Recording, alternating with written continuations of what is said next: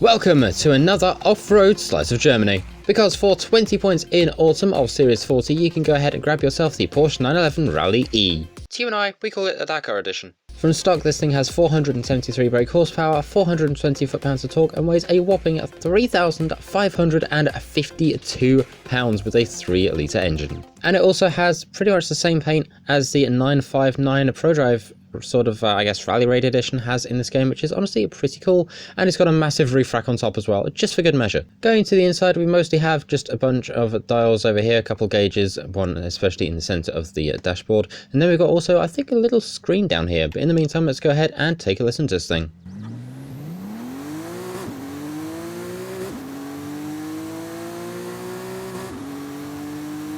So here and now in the upgrade shop, we're going to jump straight across to conversion and see what is waiting for us. Going to engine swaps, we've only got two, which are the 3.8 litre flat 6 twin turbo and the 4.6 litre V8 hybrid. This thing also starts out stock all-wheel drive, but we can go ahead and make it rear-wheel drive if we so wish to. Going to aero and appearance, this thing's actually got a lot of cool stuff that's been added. For example, we've got Forza Aero at the front. I promise there's more than that, just stay with me here.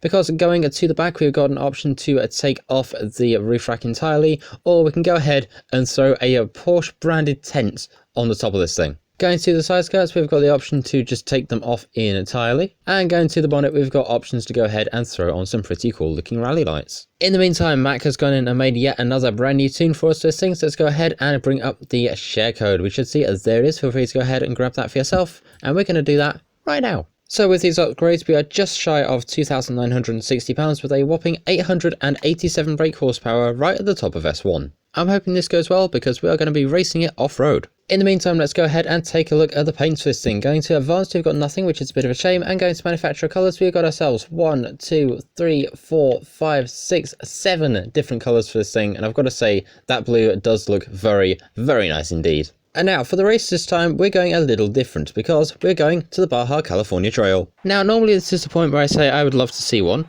but at this point, with the car being this rare, we'll go over the numbers in just a bit, I don't think you'll actually probably get the chance to see one of these unless it's at a car show, and even then I'm going to have to be extremely, extremely lucky to see one. And away we go. There's 11 other various assorted vehicles, Gymkhana cars, rally cars, and other, honestly, just assorted chaos, and we've got to try and make our way to the front of all of these. Go on the inside, there we go, and oops, sorry Opal. Now, I mentioned how rare this thing is, and, well, only apparently 2,500 examples of this car currently exist, and approximately 600 of those were meant to be destined for the United States. And not only that, these examples will cost you a pretty penny as well, as they have been estimated to be over $223,000 US. I wonder if that price is including the tent. Fun fact, if you're watching this on the week where this car is still currently up for grabs, it is also suitable for the Rally Adventure DLC and all of its various assorted seasonal championships. And yes, that includes a PR stunt too. In the meantime, let's go ahead and floor it down here and just see what kind of speed we can get off-road of this thing. We've got 166 and 160 wall. Now this one, I'd say, we're battling all the AI and all that, but if I look back, yeah, they're quite a fair ways back, so I don't think that's going to be too much of a problem. Anyway, the finish line's right here, so across we go. There we go, I started speaking a bit too early for that thing to cross the line, but you know what? We still made it. We still got a first place and a time of 2 minutes 13. So from that rather interesting race, we now move on to this week's backstage pass. We've got the Aventador SVJ and the Jaguar XKRS versus the Nissan GTR from 2020 and the BMW E92 M3 GTS.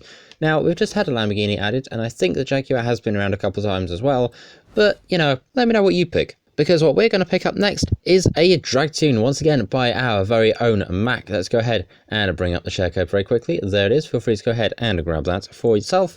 And I want to make a note that the tune is called Wheelie a Handful, so this should be very, very interesting. So with this tune, we'll go to just under £2,850 with a whopping 1,441 brake horsepower. Alrighty, here we are now over at the back of the festival. Let's go ahead and see if we can get a wheelie check from this thing. Can we get anything? Kind of. Hold on. Can we just kind of maybe get that? Oh, about off launch control. Do we get anything then? Kind of. I know this thing does wheelie well, so Mac, what am I doing wrong? In the meantime, here we are over at the edge of the drag strips. Let's go ahead and get ourselves onto launch control. And away we go with this thing. We've got a little bit of a wheelie off the line, but let's go ahead and see what top speed do we get through the camera. Hopefully it's going to be something good because we do have a lot of power indeed. We get 216 through the camera, and off the end of the drag strip is 214. It almost took flight. Okay, correction, we did actually take flight for a couple seconds. Okay, here we are now over back at the upgrade shop once again, but now it is our time to have a little bit of fun. So we're going to go ahead and throw in the hybrid motor, and of course, you know, we're going to go ahead and twin turbo that thing, taking us to over 1,000 brake horsepower already, because we're going to go ahead and try and make a top speed build out of this thing. Yeah, that's not too bad. Well, now I've got to sit here and tune everything to make it all good.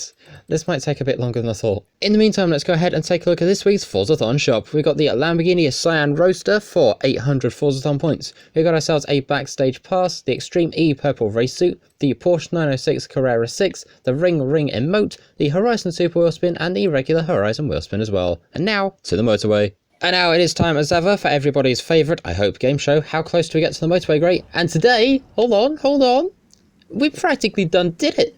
Alright, I'll take that. I'm very happy with that indeed. Right, let's go ahead and get ourselves on launch control, and away we go. A much better launch than we had last time around. We've already got through 2 out of our 6 years, so this should be very, very interesting indeed. You know, I think that's the first time we ever actually landed on the motorway grate properly. I feel proud of myself. In the meantime, out we go of the speed zone, 269.17 miles an hour, and we are still very slowly accelerating.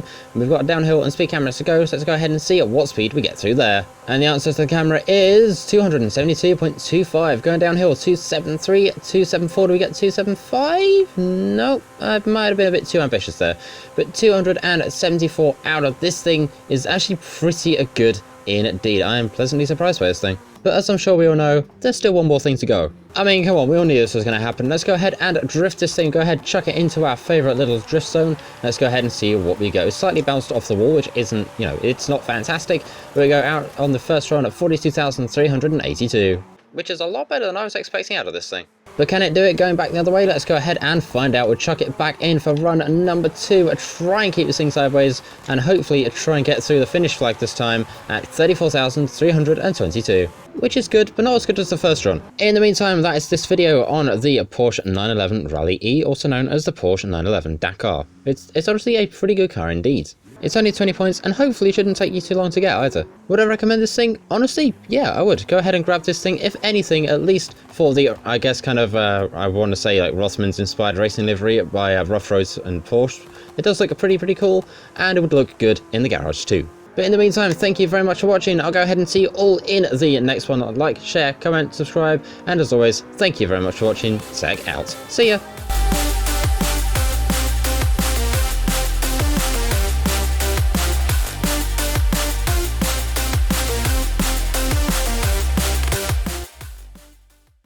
And now to park here and wait for next week.